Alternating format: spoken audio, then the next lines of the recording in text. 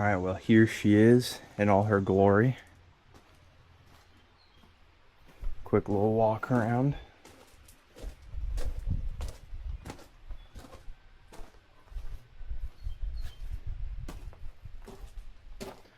Not half shabby. Only thing is these mirrors need to be redone at some point, and this hood is kind of cooked. Haven't washed it yet. I'm sure it's gonna look a lot better when I wash it.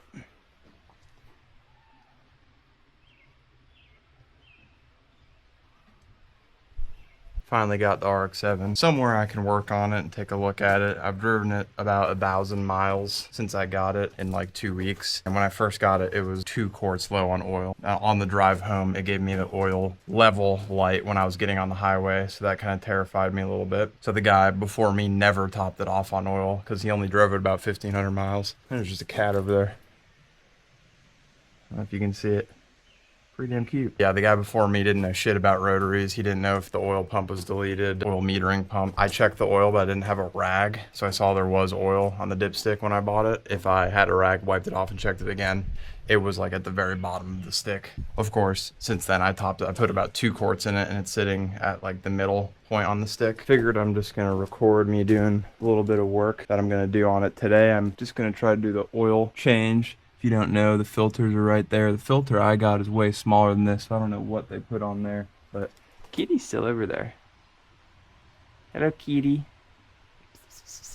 That's one cute kitty. I'm just doing the maintenance items, all the fluid, oil change, diff fluid, transmission fluid, brake fluid, clutch line, bleed out and change the fluid. Car has a history of sitting. I'm the 3rd owner. First owner drove it like 40,000 miles and then let it sit for 15 years, 20 years. The guy who I bought it from got it and brought it to a Dodge dealership. He did bring it to a Mazda dealership, but he brought it to a Dodge dealership and got a bunch of work done to it. Got like the fuel tank replaced, which that is one of the things I'm gonna do because I think my fuel tank is leaking a little bit. A used fuel tank was put into it, but the entire fuel system from the injectors to the tank was replaced like 2-3 years ago because it was sitting. All the rubber and belts and whatnot, like you can see all the stuff here is pretty much brand new. The guy told me he drove it 5,000 miles, but when I checked the Carfax, he only drove it 1,500 miles and he owned it for 3 years. I've already driven this car more than the previous owner did in 2 weeks. I don't understand. People buy a car and they let it fucking sit. Boomers for you. If you're curious, I bought it for 7,900 bucks. I 100% could have haggled him down more if I knew what the fuck I was looking at. I'm pretty familiar with engines. I just don't know anything about rotaries. And I honestly assumed that you just pre-mix them. I didn't know that this generation RX-7 had an oil metering pump. This is a 1988, so it's a series 4. It's just a mechanical throttle actuated pump, and I'm debating, I have the kit to remove it. I'm debating on removing it. I know the engine runs a lot better if you premix with 2-stroke oil, just as a cleaner burns off the residue versus the 4-stroke injecting, and it's just another thing to go wrong. It was refreshed like a couple years ago, so there's no reliability issues to worry about with the oil metering pump. I don't know. This is like my weekend car. It's my only car, but it's my not daily driver. I'm probably going to delete the oil metering pump, but the problem is, looks like a pain in the ass to get to. It's somewhere. This is the throttle, and it goes down there somewhere in that nightmare. Yeah, otherwise, the car has no rust. The strut towers are good. Got the wheels off. I mean, it is pretty. It was probably repainted. Well, this was definitely repainted at some point, but the top is good. There's just this area needs to be resealed. So I'm gonna caulk that because it just drips right here where the window switches are, which is clearly not good. Top functions perfect. He got a new interior, new seats. So it's pretty damn mint. There's like some rust I'm gonna try to clean up, clean the carpets, but it is like someone just put this in their garage and it was sitting there. If you see the miles, 61,086. This little piece is kind of cooked, but I do have it. And this is the part I was talking about. This needs to be sealed, just glued back together. And this as well, because it just drips right from here on both sides. Everything else on the top is immaculate, and if I'm driving, it doesn't really drip because it runs off. And when I have the cover on, it doesn't drip at all, so there's no like wet spots or anything. If water pools on it, it'll leak, and that is a big issue. I'm debating on doing a lot of things to this car, as you do. When I got it, also the shifter, but there was no shifter bushings. Like this was, I'll probably put a picture in.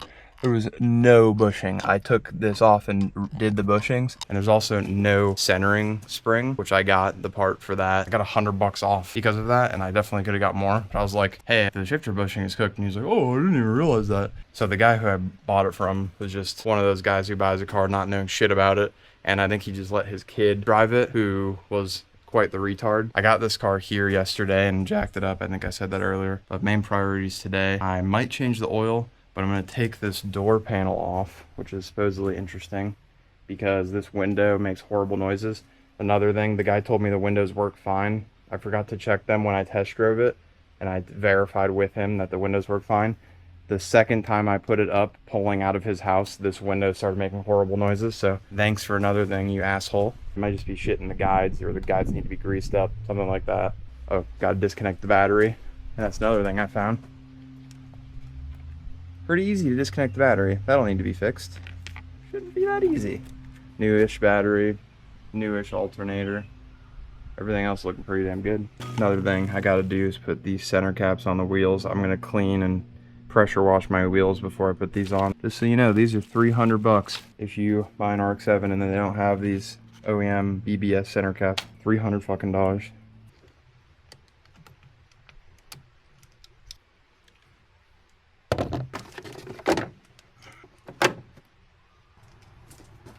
We gotta remove this bad boy to fix whatever's wrong with the winder.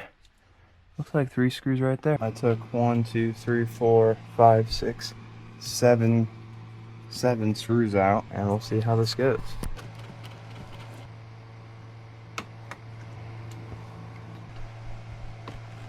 Okay, so there's little clips. Feels like there's some hidden screws here and here. Well, it wasn't a hidden screw, at least I think, because I just popped it out. Still got one more to go. I think it was a screw. It's no longer a screw. Yeah, it was screws, but I just ripped them out because it was being ridiculous. Disconnect this now. Just like that. Door's off. Definitely broke a couple things. There's 2 screws. You know where they screw into. It's right there. Right there, yeah, I just ripped them out because they're already pushed in by like 4 or 5 things plus these screws. Also broke the mirror end cap. Make sure you remove that before you do this. Got the door panel off, but they kind of like sealed it with this plastic shit. And there's a lot more stuff to do to get the metal panel so I can look in there. So I'm just gonna stop right there on the door for today. I'm gonna take the fuel sender plate and just the plates to access the fuel tank out in the rear, see if I can spot where this fuel leak's coming from. It's like a random gas smell. I've only smelled like 2 or 3 times, and it looked like from the very back of the gas tank when I looked under the car there was a fuel leak, but it's not dripping or anything, and it hasn't affected my miles per gallon. I'm not gonna drop a fuel tank if it's not too bad. I took the sending unit cover off, and it smells like gas a little bit. That is a little crusty though. I had my head like in the trunk and it's fumigating, but not. I'm very sensitive to gas and it's not making me get a headache or anything. I don't think it's too bad, but that pump looks like it's original. So they just replaced the tank and didn't replace the pump. Starting to learn that the guy I got this from was one cheap bastard, to say the least.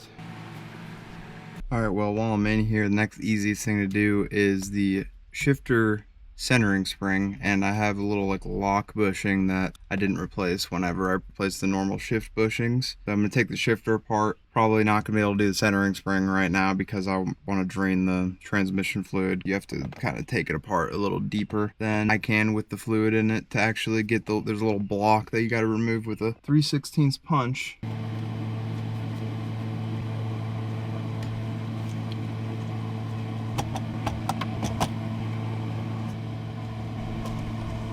Three 10 millimeters.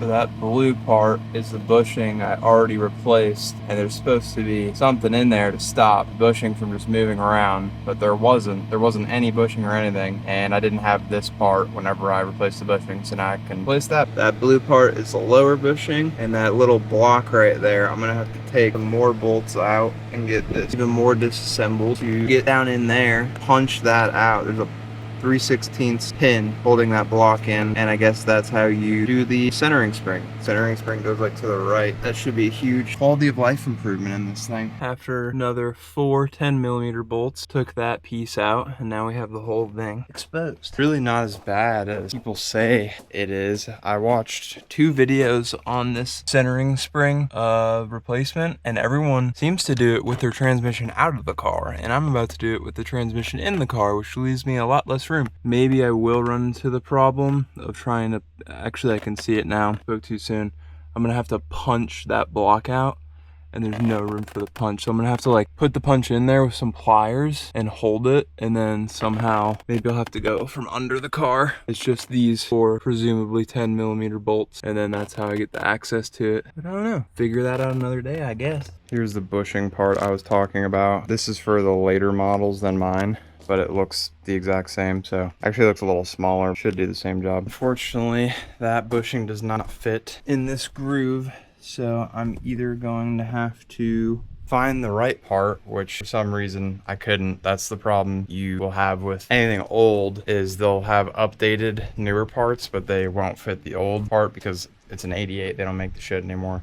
For some reason, they redesigned the shifter bushing design from 88 to 89. It's different, but I'm either gonna mill or Dremel mine down, just buy the right part. Well, I'm back at it again here to work on the car. I did a lot of work yesterday that I didn't record because it was kind of just hectic as hell, and I messed a bunch of shit up. Overfilled the car with oil because I didn't have it level, but pretty much all I did yesterday is I put the shifter back together, and there is a centering spring. It's just kind of working. I bled all the brakes. They weren't too bad, but there was definitely some air in the lines, and the fluid was old, so that was good to do. I did the engine oil. The engine oil was black, so I'm glad I did that. I also drained the transmission fluid. It's pretty easy to do. Every other car I've done the transmission fluid on, the drain plug is not on the bottom, and on this car directly on the bottom, and the fill plug is a 14mm on the top. I'll show all this here in a second. I also caulked the roof. I don't know how well that's gonna work with actually sealing up the places that were leaking, but it should be better than it was. Yeah, I drained the transmission fluid, and I left the transmission fluid at my house, so I had to come back today. Now today I'm gonna fill the transmission fluid. That's the drain plug. That's the fill plug.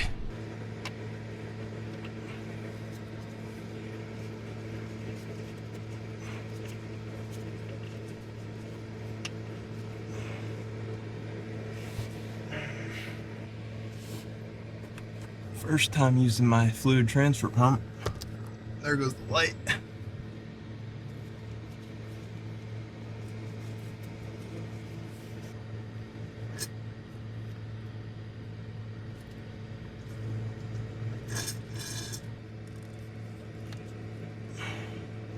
Don't get my eyes, please. Transmission fluid. Alright. That would help if that was actually catching. I just filled it till it started coming out. No idea how much it was, but it's still coming out, so.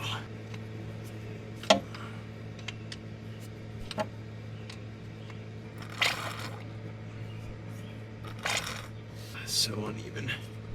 Everything Google told me was that it was on the bottom of the transmission attached to the bell housing. I'm talking about the clutch bleed location. It's not. It's pretty easy. It's right here. It told me it was on the left side under the car, but I popped this little hose off that just terminates to nothing. I followed the lines, and it's right there. I'm about to do that. This fluid is pretty rank.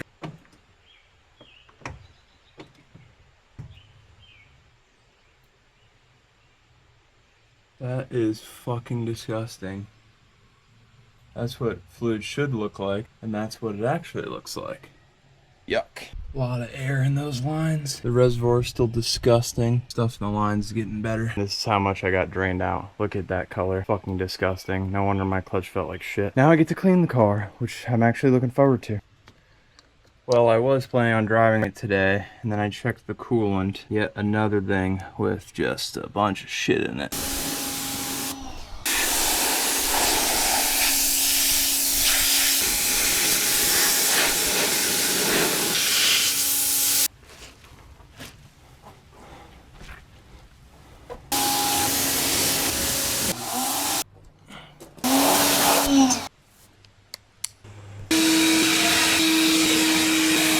Been at it for 3.5 hours. Finally getting the wheels cleaned up, got the car cleaned. I just need to put the door panel back on, the battery in, and do the coolant. So taking a Bojangles brake, finish cleaning the wheels, put those on, make sure the car will run in shift since I did the transmission fluid.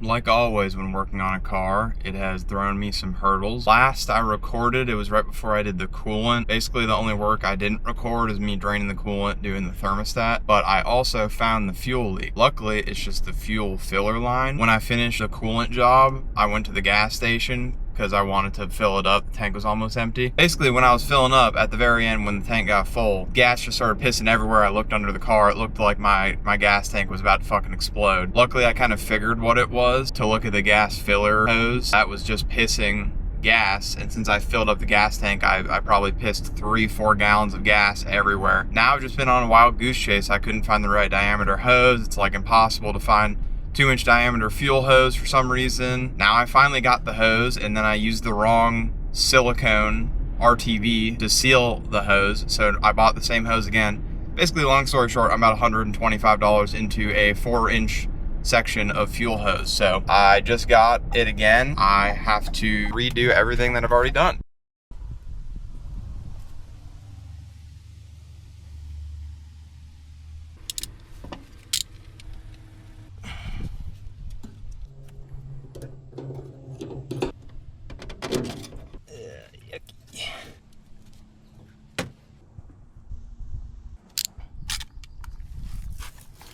Oh, money.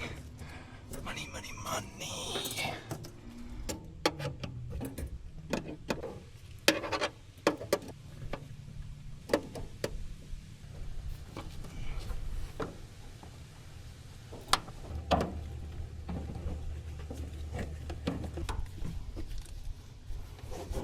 Holy moly. Ooh, it smells less gassy in here already. Holy shit.